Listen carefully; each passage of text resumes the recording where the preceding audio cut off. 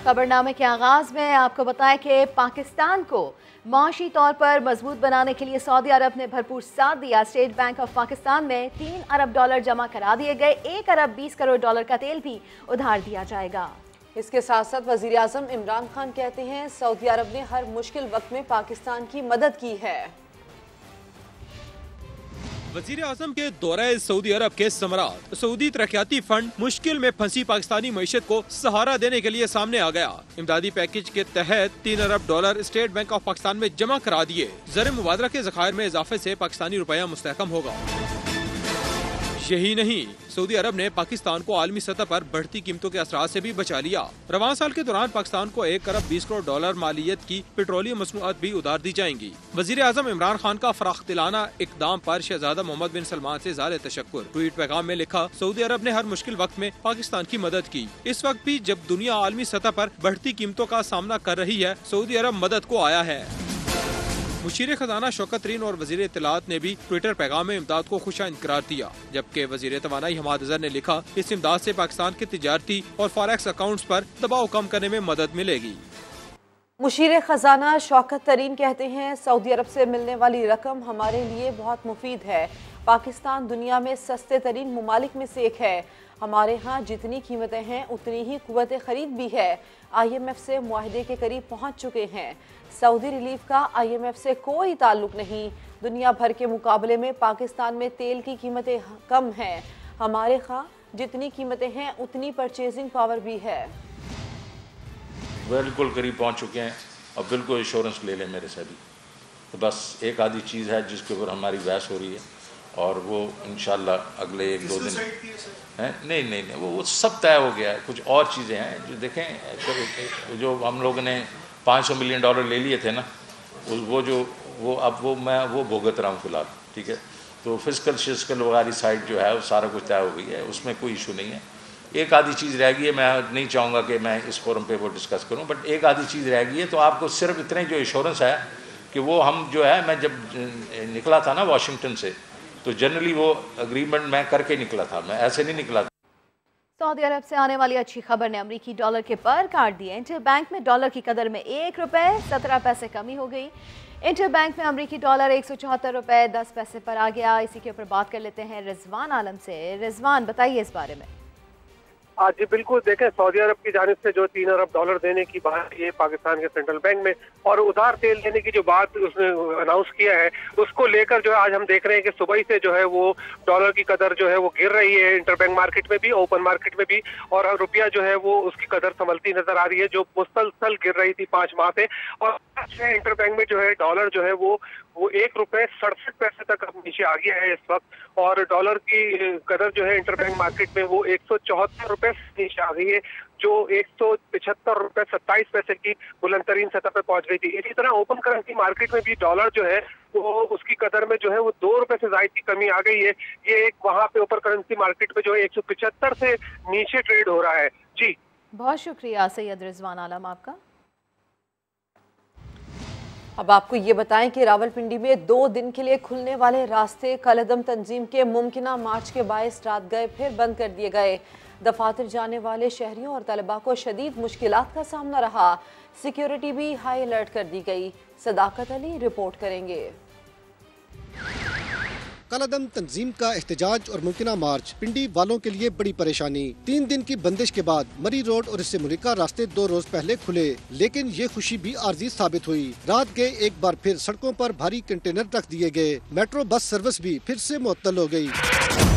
मरकजी शहरा मरी रोड समेत दीगर रास्तों की बंदिश के बायस शहर में कारोबारी जिंदगी मफलूज होकर रह गया। काम काज पर जाने वाले शहरी भी दुहाइयां देने लगे। उनको चाहिए कि जो भी मामलात हैं इनको किसी भी तरीके से हैंडल करे। हमारा क्या कसूर है? हमारे जो छोटे छोटे बच्चे हैं, हमारे लिए तो कम अज कोई ना कोई तो रास्ता निकाले ना। बच्चों के लिए रोजी कमा सकते हैं, ना बच्चों की पढ़ाई कर सकते हैं। गवर्नमेंट को हमारे लिए कोई इक़दाम करना चाहिए। असूल इल्म के लिए निकलने वाले तुलबा के रास्ते में भी यही कंटेनर रुकावट बन गए। 2-3 दिन पहले भी इसी तरह रास्ते बंद रहे हैं, तो ये अब हमारी तालीम का भी ज़िया हो रहा है। ना रास्ते खो रहे हैं ना कुछ और कर रहे हैं। हर जगह कभी इधर से जाओ कभी इधर से जाओ, सारे रास्ते बंद हैं। कोई नोटिफिकेशन भी नहीं आया छुट्टी वगैरह का। सारी रोडें भी बंद हैं। सारे यहाँ पे घर वापस जा रहे हैं, कुछ आगे जा रहे हैं। कोई रास्ता ना घर जाने का, ना रास्ते बंद हो गए सारी तरफ। किसी भी मुमकिन एहतजाज से निमटने के लिए रावलपिंडी समेत 4 अजला की पुलिस भी रावलपिंडी पहुंच गई। पुलिस की मावरत के लिए रेंजर्स के दस्ते भी मौजूद हैं। कैमरामैन अयाज अब्बासी के साथ सदाकत अली, समार, रावलपिंडी। कलादम तंजीम से मुज़ाकरात का मामला, ऐसे में वज़ीर आला पंजाब उस्मान बुज़दार ने अपना दौरा सऊदी अरब मंसूख कर दिया। उन्हें उम्रे के लिए जाना था। वज़ीर आला पंजाब ने अमन अमान के हवाले से अहम इजलास तलब कर लिया है। इजलास में वज़ीर कानून समेत दीगर वज़रा और सरकारी हुक्काम शरीक होंगे। कलादम तंजीम से मुज़ाकरात और वज़ीर आला पंजाब का दौरा सऊदी अरब ऐसे में मनसूख हो गया है। उन्होंने ये दौरा मनसूख कर दिया है। उन्हें उम्रे के लिए जाना था। वज़ीर आला पंजाब ने अमन अमान के हवाले से अहम इजलास भी तलब कर लिया है। वज़ीर दाखिला शेख रशीद का कहना है कि फ्रांसीसी सफ़ीर की बेदखली के अलावा कलदम तंजीम के तमाम मुतालिबात मान लिए हैं। मुजाहिरीन ने रास्ते खोलने का वादा किया था लेकिन रास्ते नहीं खुले। शेख रशीद ने मजीद कहा, हुकूमत और फौज एक पेज पर हैं, पाकिस्तान में बदअमनी नहीं चाहते। प्राइम मिनिस्टर साहब ने रिपोर्ट मुझसे तलब की। इस मीटिंग में भी chief of army staff, DGISI सारे मौजूद थे, जिसमें हमने जो TLP के साथ बात की थी उसमें सारी बातों पर रजामंदी है। उन्होंने हमसे वादा किया था कि वो आज रास्ते खोल देंगे, जो अभी तक उन्होंने नहीं खोली। उनका टॉप इशू जो है, नंबर 1 डिमांड है फ्रांस एम्बेसी का और फ्रांस एम्बेसडर का यहाँ से इनखला है। इस मसले पर इमरान खान की हुकूमत और पाकिस्तान की अफवाज एक पेज पर है और उस पेज पर यह फैसला हुआ है कि किसी एम्बेसी को बंद करने या उसके एम्बेसडर को निकालने की पोजीशन में। उसके अलावा तमाम मसले ठीक हैं। एक मसला जो उनका टॉप डिमांड है उससे वो पीछे हट जाएं, बाकी सारे मसले हमने एक्सेप्ट किए। 2 पुलिस वाले शहीद भी हुए हैं, 70-80 जख्मी भी हैं, 2 उसमें क्रिटिकल भी हैं। बहुत सारे लोग उनके पकड़े गए थे, उस पर भी गौर करने के लिए तैयार हैं। 4 शेड्यूल पे भी तैयार है, सब चीज़ों के लिए तैयार है। ये हमने उनके सामने रख दी है, इस पर वो गौर करें। तहरीक लब्बैक वालों से कहता हूँ कि धरना ख़त्म कर दे। वफाकी वज़ीर इत्तलात फवाद चौधरी कहते हैं कि यह अल्लाह के रसूल सल्लल्लाहु अलैहि वसल्लम की सुन्नत नहीं कि रास्ते बंद करके लोगों को तकलीफ में डाला जाए। इस मामले को काबीना में डिस्कस करके हिकमत अमली सामने लाएंगे। लब्बैक इनको मैं कहना चाहता हूँ कि अपने जो इस वक्त GT रोड को और मुलाका कुछ जो सड़कें हैं उनके ऊपर जो इस वक्त चल रहा है मामला, उसको फौरी ख़त्म होना चाहिए। आम आदमी के मसाइल जो हैं उसमें इजाफा ना करें। पहले ही हमारे यहाँ जो है वो एक कितना हमारे मसाइल हैं, उनको आप उसमें इजाफा ना करें। और देखिए, उस नबी सल्लल्लाहु अलैहि वसल्लम की सुन्नत के ऊपर जो कहते हैं कि सड़क, राह चलते हुए जो सड़क है, रास्ता जो है, उससे अगर कीकर की कोई झाड़ी पड़ी है तो वो उठा देना भी जो है वो नेकी है। तो उस सुन्नत के नाम के ऊपर आप लोगों ने रास्ते जो है वो बंद किए हैं। आम आदमी जो है वो उसको तकलीफ में। मैं ये कहना चाहता हूँ इसको फौरी तौर के ऊपर ख़त्म होना चाहिए। बाकी आज काबीना में इसके ऊपर डिटेल बात होगी और उसके बाद हम अपनी एक डिटेल्ड हिकमत अमली जो है वो सामने इसको लगाएंगे। अहम मामला, वज़ीर आज़म इमरान खान ने इंटरव्यूज़ के बाद नए DGISI तकर्री की मंजूरी दे दी। नोटिफिकेशन जारी कर दिया गया। इमरान खान ने नई तकर्री का फैसला army chief general Qamar Javed Bajwa से तवील मुशावरत के बाद किया। DGISI लेफ्टिनेंट जनरल फैज़ हमीद की मुद्दत में 19 नवंबर तक तौसी हो गई। लेफ्टिनेंट जनरल नदीम अहमद अंजुम 20 नवंबर से बतौर DGISI जिम्मेदारियां संभालेंगे। लकी मरवत में नामालूम अफराद ने पुलिस वैन पर फायरिंग कर दी, जिसके नतीजे में 4 अहलकार शहीद हो गए। अफसोसनाक वाक़या मियावाली रोड पर गुज़िश्ता रात पेश आया। पुलिस मोबाइल मामूल की गश्त पर थी कि मोटरसाइकिल सवार नामालूम मुल्ज़िमान ने अंधाधुंध फायरिंग कर दी, जिसके नतीजे में SI याकूब खान, सिपाही इनामुल्लाह, मुस्तकीम और ड्राइवर रहीम ने जामे शहादत नोश किया। 4 शहदा की नमाज जनाजा अदा कर दी गई। दूसरी जानिब पुलिस ने मुल्ज़िमान की गिरफ्तारी के लिए कार्रवाई शुरू कर दी है।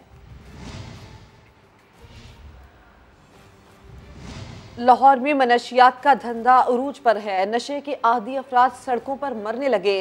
हुकूमत, पुलिस और इंतज़ामिया सब बाखबर, लेकिन कोई एक्शन नहीं लिया जा रहा। बात कर लेते हैं समा की नुमाइंदा शाहीन मिशाल से।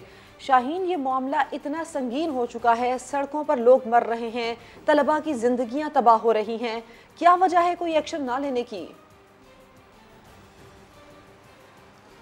बिल्कुल सही कह गई हैं सिद्रा, यहाँ पर लाहौर नशे में डूबता जा रहा है और पुलिस जो है वो होश में भी आने का नाम नहीं ले रही। होश में होते हुए भी पुलिस ऐसे ही एक्ट कर रही है जैसे उसको कुछ खबर नहीं है, जबकि इंतज़ामिया, पुलिस, सिक्योरिटी इदारे सबको पता है कि लाहौर में हो क्या रहा है, नशा कहाँ कहाँ बिक रहा है, कितने लोग मर रहे हैं सड़कों पे, क्या हालात बनते जा रहे हैं। छोटे छोटे बच्चे भी इसमें इन्वॉल्व हो रहे हैं, स्टूडेंट्स हैं, बूढ़े हैं, ख़वातीन हैं, मर रहे हैं, लेकिन कोई यहाँ पर देखने वाला इनको नहीं है। सब कुछ जानते हुए भी यहाँ पर सेफ सिटी अथॉरिटी के पूरे लाहौर में 8000 कैमरे लगे हुए हैं, लेकिन पुलिस आंखें बंद करके बैठी हुई है कि हमने इन चीज़ों को कवर नहीं करना है, इन चीज़ों को नहीं देखना है, इन मंशियात फरोशी को ख़त्म नहीं करना है। रिपोर्ट अगर की जाए इस साल के हवाले से 364 बेघर अफराद मर गए। ये वो अफराद जो सड़कों पर मरे, यहाँ पर ही वॉल्टन रोड के ऊपर 3 दिन तक एक लाश पड़ी रही और पुलिस ने उसको भी नहीं उठाया। कल शाम उसके वारिस आए, जो उसके जेब के अंदर ID कार्ड था, उनसे कांटेक्ट किया गया, रब्ता किया गया, तो वो कल उसको यहाँ से लेके गए। यहाँ पर एनी शायद ये बताते हैं इसी के सामने बिल्कुल रेस्क्यू का इदारा है, लेकिन वो भी कोई एक्शन नहीं लेते कि पुल के नीचे इस वक्त भी तकरीबन 100 से ज़ायद मंशियात फरोश और जो नशई अफराद हैं वो यहाँ पर बैठे हुए हैं। मरने वालों में भी 5 ख़वातीन थी जो मरी हैं सड़कों पर बेघर इसी तरीके से, लेकिन किसी तरीके का कोई एक्शन नहीं लिया जाता। बस लोग यहाँ पर आते हैं, यहाँ पर जो नशा है वो ऐसे फ़रोख्त हो रहा है जैसे शरीनी बांटी जाती, कोई न्याज बढ़ रही हो, जिस किसी को चाहिए वो यहाँ पर आए, आके ले जाए, कोई नहीं पूछेगा, कोई नहीं पकड़ेगा, पुलिस पास से गुजर जाएगी, क्योंकि उन्हें कोई परवाह नहीं है कि नौजवान नस्ल मर रही है, क्या हो रहा है क्या नहीं हो रहा। एक स्टूडेंट है जो यहाँ से गुजर रही हैं, उनसे पूछते हैं यहाँ से रोजाना गुजरना आपके लिए कितना मुश्किल हो जाता है? मुझे बहुत सारी मुश्किलात का सामना करना पड़ता है। मैं जब भी यहाँ से गुजरती हूँ अजीब सी आवाज़ें आती है पीछे से, सोनी लग रही है, जा रही है, बाजी किधर जा रहे हो, अजीब एक्ट। और मैं देखती हूँ कि टीके लगा के छोड़े होते हैं इन्होंने, ब्लड निकल रहा था, उसी को बार बार इस तरह सर्कुलेट कर रहे होते हैं और देख के अपना दिल ख़राब होने लग जाता है। बच्चियाँ यहाँ से बस से उतरती हैं और उनको देख के इतने अजीब से एक्ट करते हैं। हमारी जनरेशन या लेडीज़ खासतौर पर यहाँ पर ये जो रोड है, यहाँ से जिस तरीके से आपने बात सुनी, यहाँ से सिक्योर गुजरना भी बहुत ज़्यादा मुश्किल है। यहाँ पर आम अफसोसनाक सूरत हाल है शाहीन, जिससे मुतालिक आप बता रही हैं। यकीनन पंजाब हुकूमत को इसके ऊपर क्रैकडाउन करना चाहिए, एक्शन लेना चाहिए। तफसील के लिए आपका शुक्रिया। हमें भी इंसान समझा जाए। नशे की आदी खवातीन का कहना है कि नशे अफराद की लाशें सड़कों पर पड़ी रहती हैं, कोई देखता भी नहीं। इनको भी इंसान समझा जाए तो ये सुधर सकते हैं। आखिर ये भी इंसान है। आज वो 3 दिन से वहाँ पे पड़ा हुआ, उसको किसी ने नहीं देखा। आखिर वो भी तो किसी माँ का बच्चा ही है ना। अगर आज उसको किसी ने नहीं देखा तो कल कौन हमें देखेगा? कोई भी नहीं देखेगा, कोई भी नहीं देखेगा हमें। मैं टीचर रही हूँ, मैं क्या कर सकती हूँ? मुझे अब यहाँ बैठा के तो चला गया। मेरे दिल से पूछे, एक का इलाज करवाया, इसका भी इलाज कराया, ये इसने फिर शुरू कर लिया 3-4 दिनों में। अब मैं क्या कर सकती? माएँ अपने बुढ़ापे का सहारा पैदा करती है तो कहती है ये मेरे बुढ़ापे का सहारा है।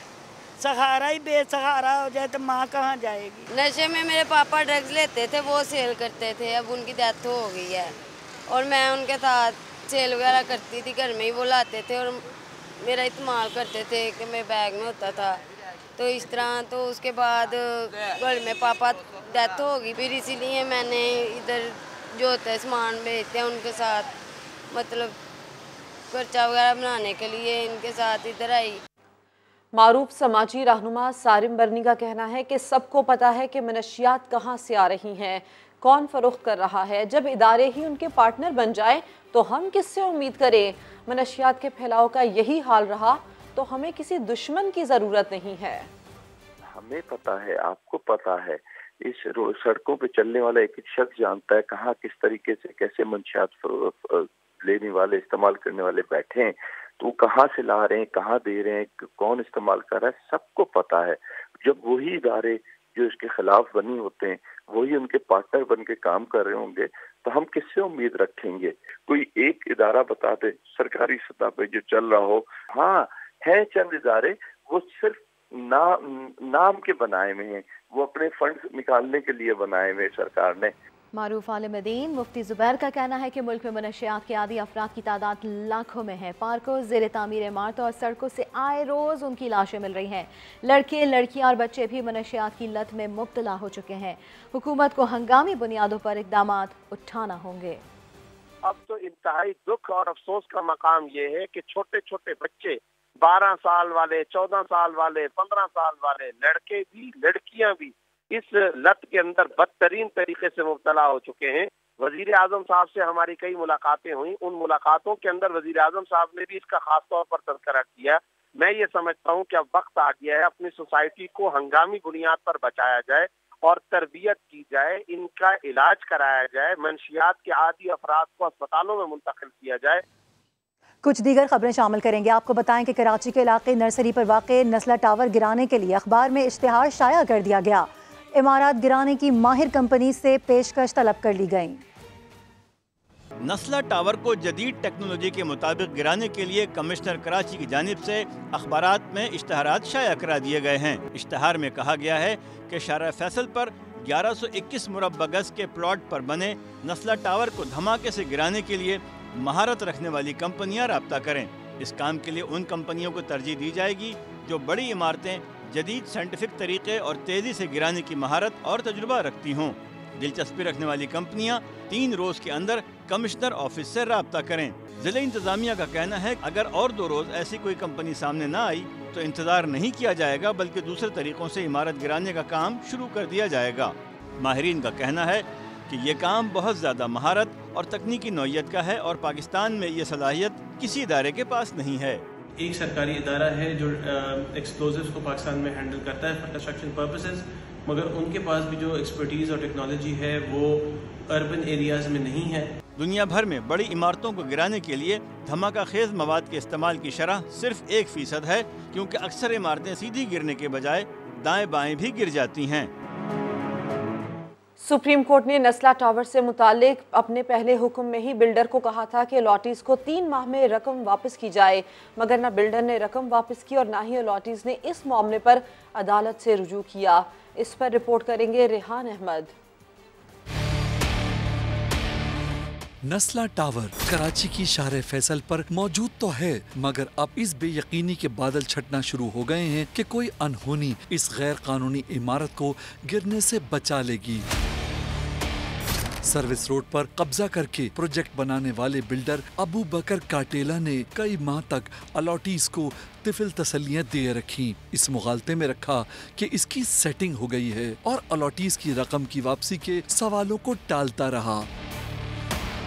अलॉटीज ने भी पूरा फ्लैट बचाने के लालच में अदालती हुक्म के मुताबिक रकम वापसी के लिए कोई कानूनी रास्ता नहीं अपनाया और जब 25 अक्टूबर का आखिरी अदालती हुक्म भी आ गया तो ये बात समझ आई कि उन्होंने रकम की वापसी के लिए कानूनी कार्रवाई का वक्त भी जाया कर दिया है। ऑर्डर को अगर इम्प्लीमेंट कराना है तो आप पूरा इम्प्लीमेंट कराएं। ये भी तो पूछे कि लोगों को पैसे मिले कि नहीं मिले, क्योंकि वो आप ही का हुक्म है तो आप ही इस पे अमल करवाएं। उसी फैसले में ये भी था कि हमारे जो अलॉटीज है उनकी पेमेंट की जाएगी। नस्ला टावर के वो अलॉटीज जो बिल्डर की बातों में आकर कई माह जाया कर चुके हैं, अब सिर्फ अपार्टमेंट की कीमतें खरीद नहीं बल्कि मार्केट वैल्यू के मुताबिक रकम चाहते हैं, मगर कानूनी माहिरीन का कहना है कि ऐसा कतन मुमकिन नहीं है। हमारे 3 बेड के 4 करोड़ की वैल्यू, ठीक है, और 2 बेड के जो है हमारे 3 करोड़ की वैल्यू है, ठीक है, करंट वैल्यू है। तो इसके हिसाब से हमने हमें ये करंट वैल्यू से हमें पेमेंट मिल जाए, हम 48 आवर्स में घर छोड़ देंगे। हमें पैसे दे दिए जाए आज की वैल्यू करंट वैल्यू के हिसाब से, जो लिए हैं वो देने हैं। अब जो मार्केट वैल्यू बढ़ गई है या भूल गई है या स्वेलो हो गई है, क्या कहते हैं, कोई इकोनॉमिक टर्म होती है, तो वो उसको नहीं देनी है। अगर मिसाल के तौर पर उसने 1.5 करोड़ रुपया दिया था, अगर उस प्रोजेक्ट का 2 लाख रुपया फी महीना फ्लैट का किराया या 1.5 लाख बन रहा है तो 3 साल अगर वो रहा है तो 36 महीने रहा है तो 54 लाख की तो उसने यूटिलिटी अवेल कर भी ली है। नस्ला टावर का बिल्डर अबू बकर काटेला अलॉटीज को सुप्रीम कोर्ट के हुक्म के मुताबिक रकम वापस करने से पहले ही साफ इनकार कर चुका था, मगर जिला इंतजामिया के मुतहर्रिक होने के बाद से इस तरह गायब है जैसे गधे के सर से सींग। कैमरा टीम के साथ रेहान अहमद, समा, कराची। नस्ला टावर खाली करने का आखिरी दिन, ऐसे में किराए पर रिहाइश पजीर फैमिलीज ने सामान बांध दिया। 4 फैमिलीज ने सामान शिफ्ट भी कर दिया है। वहीं पर ही मौजूद है हमारे नुमाइंदे साद साबरी, उनसे बात कर लेते हैं। साद साबरी, नस्ला टावर खाली करने का आज आखिरी दिन है, क्या सूरत हाल इस वक्त आप वहाँ पर देख रहे हैं? जी हाँ, बिल्कुल ऐसा ही है। ज़िला इंतज़ामिया के नोटिस के मुताबिक आज आखिरी दिन है नस्ला टावर को खाली करने का। अगर ताज़ा तरीन सूरत हाल की बात कर लें तो इस वक्त जो नस्ला टावर में किराए पर रिहाइश पजीर फैमिलीज़ थी, उन्होंने अपना सामान बांध लिया है, उन्होंने अपना सामान दूसरी जगह शिफ्ट करना शुरू कर दिया है। 5 के करीब फैमिलीज़ ऐसी हैं जिन्होंने नस्ला टावर को से आज अपना सामान शिफ्ट कर दिया और एक फैमिली ने 2 रोज़ कबल ही अपना मकान खाली कर दिया था। इस वक्त जो मुस्तकिल मकीन है इस इमारत के, वो तो यहाँ पर मौजूद हैं। अगर हम ज़िला इंतज़ामिया की बात कर लें तो आखिरी तारीख होने के बावजूद फ़िलहाल यहाँ पर ज़िला इंतज़ामिया हमें नज़र नहीं आती है। गुज़िश्ता रोज़ जो है वो पानी, गैस और बिजली के कनेक्शंस काटने के लिए यहाँ पर लोग ज़रूर आए थे और उन्होंने मुनक़ता कर दी थी तमाम सहूलियात, पर ज़िला इंतज़ामिया आज अपने नोटिस पर अमल दरामद करने के लिए यहाँ मौजूद नहीं और जो इमारत है, जो नस्ला टावर के मुस्तकिल मकीन है, वो आज भी यहाँ पर मौजूद है। मुस्तकिल यहाँ पर हमने देखा कि जो सियासी जमातों के रहनुमा हैं उनकी आमद भी जारी है और वो जो है वो यहाँ पर मीडिया से बात कर रहे हैं, रिहायशों के साथ बात कर रहे हैं और अपना मौक़िफ़ पेश करने की कोशिश कर रहे हैं और इस वक्त जो मकीन है वो इमारत के बाहर मौजूद है। बहुत शुक्रिया साद साबरी आपका। नस्ला टावर के अलॉटीज़ को रकम वापस कैसे की जाए, पीएसपी के सरबराह मुस्तफ़ा कमाल ने फार्मूला पेश कर दिया। उन्होंने क्या राय दी, आपको दिखाते हैं। बात के लोगों से भी गुजारिश करता हूँ कि वो माशाल्लाह से सारी सियासी पार्टियों से वो जो है वो सेट रहते हैं, उन्होंने किसी से आज तक जो है वो बिगाड़ी नहीं है, तो वो भी जो है वो ये इन 44 अपार्टमेंट का फैसला करें। इतने बड़े बड़े लोग हैं, अगर वो खुद से ही कोई जो है वो एक पूल बना लेना अगर पैसे जमा करने का, और हुकूमत को कहेंगे बाद में हुकूमत जो उनकी फ़ीसों में उनकी जो फीसें होती हैं बिल्डिंग बनाए उसमें काट लें पैसे। भाई अगर अभी हुकूमत के पास पैसे नहीं है ना, इन बिल्डर्स के पास पैसे हैं, ये बिल्डर्स जो है वो अपनी 1-1 करोड़ 110 करोड़ बनते हैं टोटल, फ़र्ज़ करें तो 110 बिल्डर, एक से ज़्यादा हज़ारों बिल्डर्स हैं, तो 110 बिल्डर जो है 110 करोड़ रुपए का पूल करें और बाद में जो जितने पैसे दे वो अपनी अगली जो परमिशन आपको फ़ीस जानी है और रिश्वत जानी है, फीस जानी और रिश्वत उसमें कटवा ले KBCA से, आपको ज़बरदस्त आपका जो है वो सिस्टम हो जाएगा और ये पैसे इनको मिल जाएंगे। चले ये 24 घंटे के अंदर ये वाला मसला हल हो सकता है। सुप्रीम कोर्ट कराची रजिस्ट्री में हिंदू जिमखाना की बहाली से मुतालिक केस की समाअत, नापा को मुतबादिल जगह ना देने पर अदालत बरहम, 2 दिन में रिपोर्ट तलब कर ली है। बात कर लेते हैं इरफानुल हक से। इरफान, बताइएगा इस समाअत का अहवाल। लेकिन 2018 में सुप्रीम कोर्ट ने हुक्म दिया था कि हिंदू जिमखाना को उसकी असल शक्ल में बहाल किया जाए और नापा के लिए कोई मुतबादिल जगह दी जाए। आज सेक्रेटरी कल्चर ने अदालत को बताया कि हमने ये मामला चूँकि कमिश्नर कराची को भेज दिया था, क्योंकि सेक्रेटरी कल्चर के पास ये अख्तियार नहीं है कि कोई मुतबादिल जगह दे सके। अदालत ने इस्तफसार किया कि ये 3 साल हो गए हैं और अब तक ये मामला हल क्यों ना हो सका।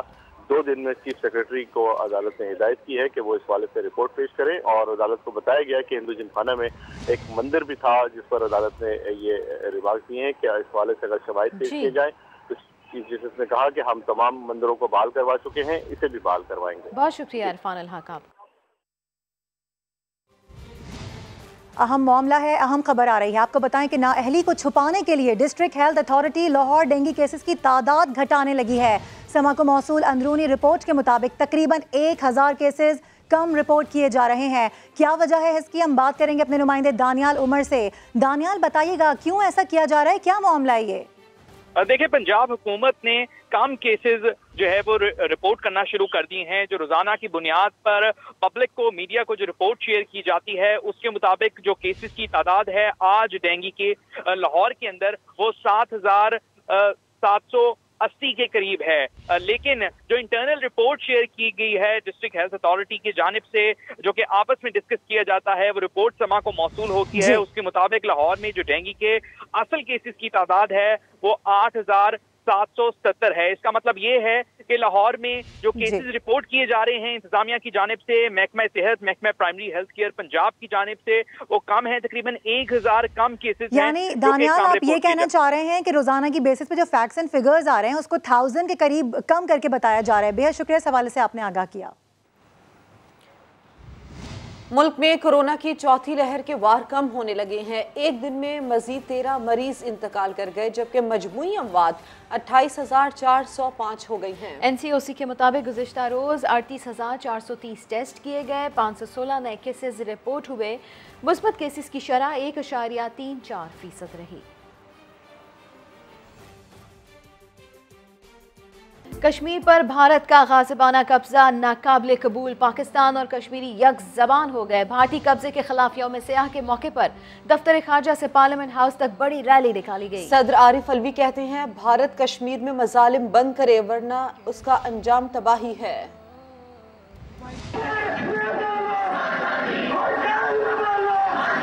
कश्मीर पर भारत के गासिबाना कब्जे का दिन, कश्मीरी कम्युनिटी और पाकिस्तानी शहरियों की दफ्तर खारजा से पार्लियामेंट हाउस तक एहतजाजी रैली, वुज़रा और अरकान पार्लियामेंट की भी शिरकत, भारत के खिलाफ शदीद नारेबाजी, शुरा अक़वाम मुत्तहिदा से भी आंखें खोलने का मुतालबा करते रहे।